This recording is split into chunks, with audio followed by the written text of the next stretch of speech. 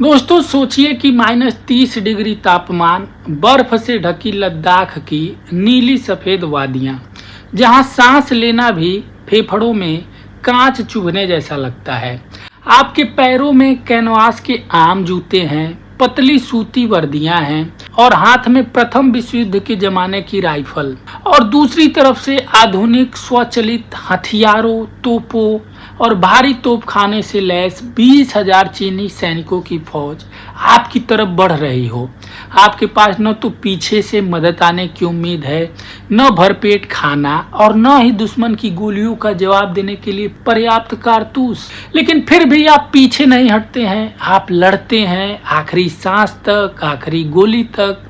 तो दोस्तों ये कहानी सिर्फ नक्शे पर खींची गई रेखाओं की नहीं है। यह कहानी सिर्फ राजनीति और कूटनीति की हार की नहीं है। यह कहानी है 1962 के उस भारत और चीन युद्ध की, जिसने हर भारतीय के दिल पर एक ऐसा जख्म दिया जो आज 60 साल बाद भी रिश्ता है। हिंदी चीनी भाई भाई के नारों की गूंज के बीच भारत को ऐसा धोखा मिला जिसने हमारे देश का भूगोल भी बदला और इतिहास भी। आज इस वीडियो में हम इतिहास के पन्नों को पलटेंगे और जानेंगे कि आखिर 1962 सीमा पर क्या हुआ था। सरकार और खुफिया विभाग से कहां ऐसी गलतियां हुई जिनकी कीमत हमारे वीर जवानों ने अपने खून से चुकाई, और इस युद्ध से भारत ने क्या सीखा। इन सारे प्रश्नों का जवाब दोस्तों आज की वीडियो में हम देखेंगे। तो सबसे पहले हम बात करते हैं भारत और चीन के दोस्ती की। भारत अभी 1950 के दशक में नया आजाद हुआ था। हमारे देश के पहले प्रधानमंत्री उस समय के पंडित जवाहरलाल नेहरू दुनिया में शांति और गुटनिरपेक्षता का संदेश दे रहे थे।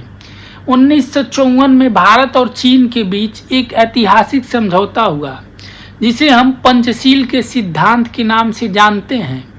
इसमें 5 बातें तय हुई थीं कि एक दूसरे के क्षेत्रीय अखंडता का सम्मान करना, एक दूसरे पर आक्रमण न करना और शांति से रहना।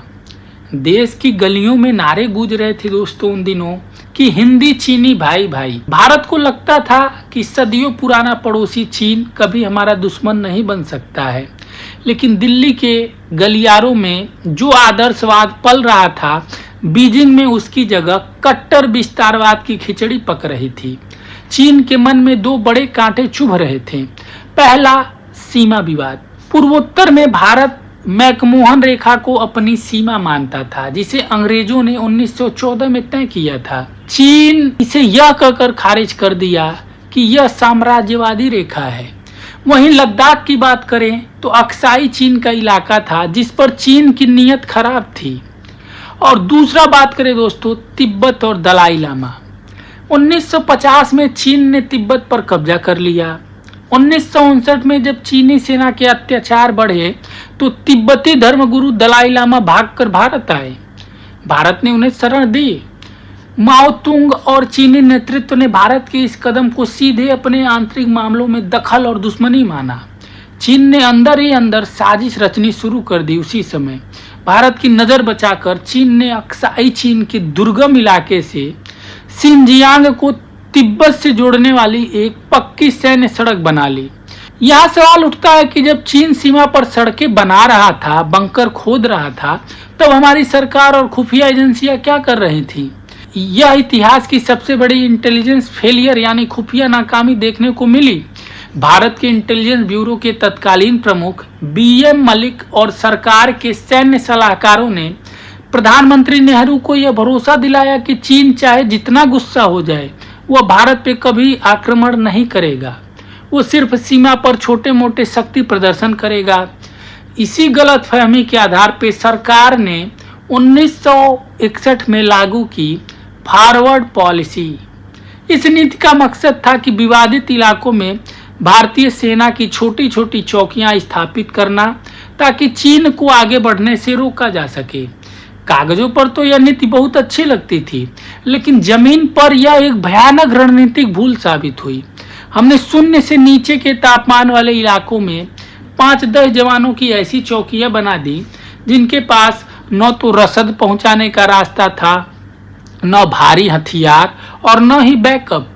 हमने शेर के मुंह में उंगली तो डाल दी, लेकिन शेर के हमले का मुकाबला करने की कोई तैयारी नहीं की। माओ तुंग ने भारत की इस फॉरवर्ड पॉलिसी को युद्ध का बहाना बना लिया। इसी को देखते हुए 20 अक्टूबर 1962 को जब गोलियों से रात का सन्नाटा चीर उठा, 20 अक्टूबर 1962 की सुबह लद्दाख की जमा देने वाली ठंड और अरुणाचल प्रदेश के घने जंगलों में अचानक बारूद की गंध फैल गई। चीन ने पंचशील सिद्धांत को कचरे के डब्बे में फेंकते हुए एक साथ 2 मोर्चों पर हमला कर दिया। यह कोई सीमा की झड़प नहीं थी, यह एक पूर्णकालिक योजनाबद्ध सैन्य आक्रमण था। अब जरा एक पल के लिए उस भारतीय सैनिक की स्थिति सोचिए जो सीमा पर तैनात था। दिल्ली में बैठे नेताओं ने सेना को आदेश तो दे दिया था, लेकिन सेना की जरूरतें भूल गए थे। भारतीय सैनिकों के पास -30 डिग्री में पहनने के लिए गर्म जैकेट तक नहीं थी। वे साधारण सूती कपड़ों और कैनवास के जूतों में जम रहे थे। उनके पास द्वितीय विश्व युद्ध के जमाने की 5 राउंड वाली राइफलें थीं, जिन्हें हर गोली के बाद लोड करना पड़ता था मैनुअली। वहीं दूसरी तरफ चीन की बात करें तो चीनी सैनिकों के पास आधुनिक ऑटोमेटिक AK-47 और असॉल्ट राइफलें थीं, जो 1 मिनट में दर्जनों गोलियां बरसाती थीं। भारतीय जवान के पास तोप खाने के गोले खत्म हो रहे थे, जबकि चीनी पहाड़ों के ऊपर से भारी तोपों से गोले दाग रहा था। इसके बावजूद दोस्तों, हमारे देश के सैनिकों ने अदम्य साहस दिखाया और रेजांगला की लड़ाई को कौन भूल सकता है। 18 कुमाऊं रेजिमेंट की सी कंपनी के मेजर शैतान सिंह और उनके 120 जांबाज जवानों ने लद्दाख के रेजांगला में 1300 से ज्यादा चीनी सैनिकों को मौत के घाट उतार दिया। जब उनके कारतूस खत्म हो गए तो हमारे जवानों ने बंकरों से बाहर निकलकर नंगे हाथों और संगीनों से चीनी सैनिकों का सामना किया। 114 भारतीय जवान शहीद हुए, लेकिन उन्होंने अपनी पोस्ट पर तिरंगा झुकने नहीं दिया। जब युद्ध के महीनों बाद उनके शव मिले तो वे जमी हुई बर्फ में अपनी राइफलों को मजबूती से थामे हुए थे। एक चूक की और बात करते हैं दोस्तों उस समय की सरकार का, कि सरकार को डर था, इसलिए उसने वायुसेना का इस्तेमाल नहीं किया, जो फैसला काफी एक गलत फैसला माना जाता है, जिससे सैन्य इतिहासकारों को आज तक हैरान करके रखा है कि भारतीय वायुसेना का इस्तेमाल क्यों नहीं किया गया। कि 1962 में भारतीय वायुसेना चीन की वायुसेना की तुलना में काफी बेहतर स्थिति में थी। हमारे पास आधुनिक हंटर और कैनबरा फाइटर जेट्स थे और असम के मैदानी इलाकों में हमारे पास बेहतरीन एयरबेस थे। इसके विपरीत तिब्बत के ऊंचे इलाकों में चीनी वायुसेना के पास न तो पर्याप्त ईंधन क्षमता थी और न ही उनके हवाई अड्डे इतने मजबूत थे। यदि भारत अपनी लड़ाकू वायुसेना का इस्तेमाल करता तो शायद तिब्बत में चीनी सप्लाई लाइनों को पूरी तरह तबाह किया जा सकता था, जिससे चीनी सेना का कमर टूट जाता। लेकिन सरकार को इस बात का डर था कि अगर भारत ने वायुसेना का इस्तेमाल किया तो चीन कोलकाता, गुवाहाटी या दिल्ली जैसे भारतीय शहरों पर बमबारी कर देगा। अमेरिकी खुफिया एजेंसियों की सलाह इस काल्पनिक डर के कारण फाइटर जेट्स को जमीन पर ही खड़ा रखा गया। वायुसेना का इस्तेमाल केवल राशन और घायलों को ढोने के लिए परिवहन हेलीकॉप्टरों तक सीमित कर दिया गया था। दोस्तों, यह एक ऐसा फैसला था जिसने हमारी थल सेना को बिना किसी हवाई सुरक्षा के मरने के लिए छोड़ दिया। अब बात करेंगे दोस्तों कि युद्ध का अंत कैसे हुआ और इसमें नुकसान क्या हुआ, इंडिया का क्या क्या चीज खोना पड़ा। तो 1 महीने तक चले इस एक तरफा युद्ध के बाद 21 नवंबर 1962 को चीन ने अचानक एक तरफा युद्ध विराम का घोषणा कर दिया। चीन ने अपना काम कर दिया था, उसने भारत को वैश्विक मंच पर अपमानित कर दिया था और रणनीतिक जमीन पर कब्जा कर लिया था। अब बात करते हैं कि इस युद्ध में भारत का क्या क्या नुकसान हुआ। पहला दोस्तों, शहादत। लगभग 1383 भारतीय सैनिक शहीद हुए, 1047 घायल हुए और 3900 से अधिक सैनिकों को चीन ने बंदी बना लिया। कई सैनिक ठंड से जमकर शहीद हो गए। इसके अलावा 38,000 वर्ग किलोमीटर जमीन खो दिया भारत ने अक्साई चीन के तौर पे, जिसे चीन ने कब्जा कर लिया। और इसके अलावा दोस्तों मानसिक और राजनीतिक झटका, इस हार ने भारत के आत्मसम्मान को तोड़ कर रख दिया। विश्व गुरु और शांति दूत बनने का सपना देख रहे भारत को कड़वी हकीकत का सामना करना पड़ा। पंडित जवाहरलाल नेहरू इस झटके से कभी उबर नहीं पाए और कहा जाता है कि 1964 में उनके निधन का एक बड़ा कारण यह मानसिक आघात भी था। तो दोस्तों 1962 से भारत ने क्या सीखा? 1962 का युद्ध भारत के इतिहास का सबसे दर्दनाक हार था, लेकिन इस हार ने एक सोए हुए देश को जगा दिया। इस युद्ध की राख से एक नए शक्तिशाली भारत का जन्म हुआ। भारत ने कई कड़वे सबक सीखे। पहला सबक दोस्तों कि आदर्शवाद खत्म, व्यवहारिकता शुरू। भारत ने समझ लिया कि अंतर्राष्ट्रीय राजनीति में शांत की भाषा तभी सुनी जाती है जब आपके पीछे एक मजबूत सेना हो।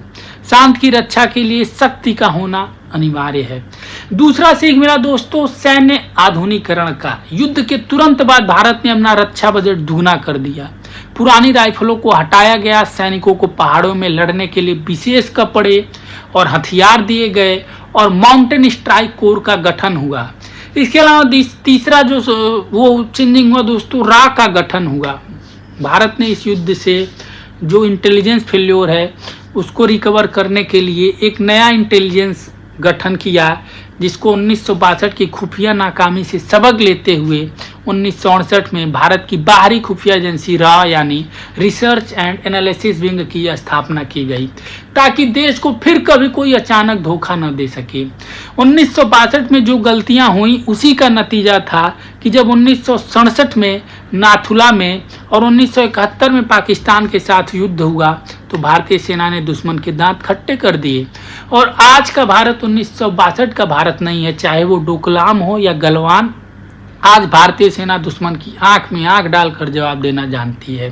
तो दोस्तों 1962 के युद्ध में शहीद हुए उन तमाम शूरवीरों को हमारा सत सत नमन है, जिन्होंने संसाधनों की कमी के बावजूद भारत माँ की रक्षा में अपने प्राण न्यौछावर कर दिए। अगर दोस्तों यह वीडियो अगर आपको यह ऐतिहासिक विश्लेषण पसंद आया हो तो वीडियो को लाइक करें, कमेंट करें, अपने विचार बताएं और चैनल को सब्सक्राइब करना ना भूलें। Thank you so much friends for watching this video.